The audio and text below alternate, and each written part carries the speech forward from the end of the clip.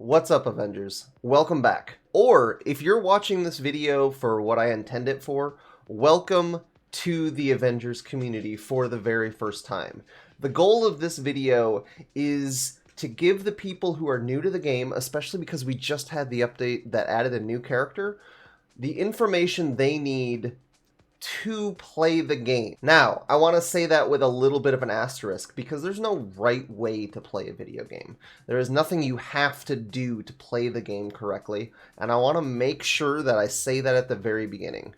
But some people ask, what should I do in Marvel's Avengers? So I wanted to make a video with the most up-to-date information I could think of to say, if I were starting this game today, here's what I'd be doing. Avengers has been my main game since it launched. Across two platforms, Steam and the PlayStation 5, I have over 700 hours in the game. You don't see a lot on my YouTube so far because 90% of what I do is stream live to Twitch. I'll put the link in the description below so you can find that if you'd like to come hang out. We'd love to have you. If you take a look at what I've put together, it's a pretty good guide of what you should do starting from playing the campaign all the way through the endgame that we currently have now. So I hope you like it. Leave a comment, subscribe to the channel. I'm going to try to get more videos out like this that help people play the game. I'm going to try to work on more content like that. So definitely subscribe, and don't forget to drop by my Twitch to say hello. Let's show them how the pros do it. First up, finish the campaigns. The game, as of the time that I am recording this, features 3 campaigns. The main Reassemble campaign, Kate Bishop's Taking Aim, and Hawkeye's Future Imperfect. And all 3 of them are worth playing. Now, some of you might be in a game like this just for the grind, and you might say, I don't really care about the story. So, if that's the case, here's my pitch. Every single campaign grants a major artifact to you that you can use on any of your heroes. So, if you want all of the gear and all of the different options that you have to build your characters, you still need to finish the campaigns. Next up, do your weeklies and your dailies. The first one that I would focus on is the Shield and Inhuman faction dailies. These are quests that you get from both factions that level up your faction XP, which you're going to want to hit max faction level eventually if you're grinding, because there's another artifact you get for getting max faction level. But there's another reason to do these quests as well. The 2 villain sectors and 16 faction assignments that you get per day all reward the hardest to find resource in the game, Polychoron. Polychoron is used to level a hero's major artifact, and even leveling one major artifact on one hero is really expensive. So start collecting Polychoron as soon as you can, because you're going to need it. There are also weekly priority missions on the war table that, if you complete them, grant special rewards and extra resources. So as soon as your hero is leveled up enough to do them, you probably want to do them. Now, they stay on your war table for the whole week, but the special rewards only come from the first completion. So if you have a hero you like the most and want to get the best gear on, it's probably best to do the priority mission with them.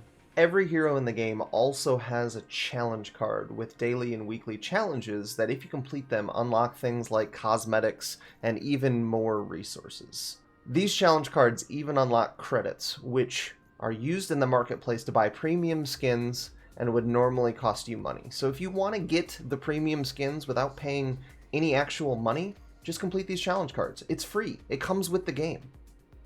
Now, the Kate Bishop and the Hawkeye challenge cards all cost credits. But here's the catch. You can earn enough credits to unlock their full challenge cards just by completing the original 6 heroes challenge cards. Next, Reigning Supreme. Once you finish the Reassemble campaign, there's another quest that you need to do to finish that whole story, and it's called Reigning Supreme. You can find it in the Objective tab in your character menu, and it is a long quest. So work on it while you can. The objective has its own sub-objectives, but once you complete it, you're going to get other mission types to play. You're going to get more rewards. You're going to play each of the heroes' iconic missions, and then at the end you'll get a major artifact that you can use on any of your heroes. I should say that if you ever wonder, hey, where's that mission that I see on someone else's war table, why isn't it on mine? Make sure that you have unlocked that mission through the Reigning Supreme quest. Elite villain sectors, elite hives, elite vaults, things with elite in the title, which is a lot of the stuff that you grind towards the end game, all unlock by completing this objective. Even Gauntlet of Heroes, which is the Mega Hive, the primary end game in the game right now that guarantees you 2 exotic pieces of gear each time you finish it, even that unlocks from Reigning Supreme. So seriously, make sure you complete this step. Another one that you're going to complete along the way, but is still worth mentioning, level all of your heroes. The endgame in Marvel's Avengers starts, for the most part, once a hero hits power level 131. Honestly, you can spend resources to upgrade any of these things at any time, but I don't recommend upgrading anything before that level 131, because anything that doesn't start at level 130 and is not epic or legendary is not going to level all the way up. Right now, the power cap in the game is 150, which means a piece of gear needs to start at 130, be leveled 10 times to 140 to be max level in the game. So, if you get something that drops at 120, the highest it can go is 130, which is still 10 below the max cap. So, if you can, save your resources until you get gear that drops at 130 and is epic or legendary, because otherwise you're going to put resources into a piece of gear and then just delete it because you won't be able to use it later. Don't invest too many resources early on, because then you're just going to have to grind for more resources later. Put on the highest level gear, even if it doesn't have good stats, until you get to power level 131, and that's when you start picking what gear you should use. Now, XP level is something that's going to happen as you're doing this. The main grind is power level.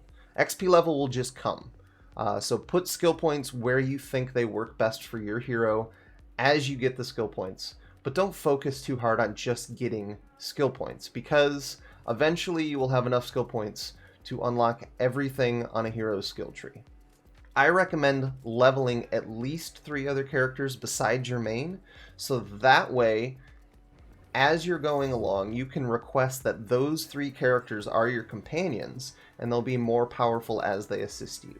One thing particularly that is important about this is your AI will do takedowns in missions, and until you unlock the skill point that causes them to drop things like heroic orbs or intrinsic orbs or willpower orbs, you won't get any reward from your AI doing a takedown, and that can be the difference between completing or failing a mission sometimes. Finally, endgame.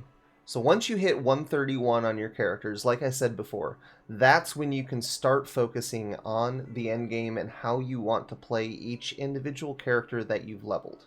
As of the time I'm recording this video, there are 3 different types of endgame content, and those are the Elite Heroic Hive, the Gauntlet of Heroes, and Tachyon Rifts.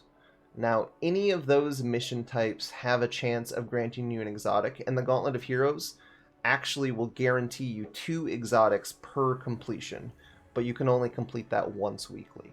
The Elite Heroic Hive has a 50-50 shot of giving you either a Jarvis Barrier piece, which is like a bonus armor your character can have, or an exotic. Tachyon Rifts have the lowest drop rate of exotics, but they are also the only endgame multiplayer content right now. So if you're looking to play endgame stuff with your friends, look to Tachyon Rifts, because if you don't get an exotic, you'll get cosmic gear. Now, to unlock Tachyon Rifts, there is a short mission that you have to pick up for Maria Hill at Shield Substation 0. It's located in your objectives, and it should guide you through picking it up, but just be aware of that. You can't just jump right in. You have to complete a mission, which is essentially completing the first Tachyon Rift, and then it'll unlock the daily Tachyon Rift, which is a different mission that rotates, I think there's 5 or 6 that it rotates through. Also of note, that first Tachyon Rift, it's called Breakout, is going to stay on your war table and it has the same chance of dropping the exotic as the daily Tachyon Rift, so whichever one is more fun for you on that day, if you're going to be grinding it with friends, just play that one.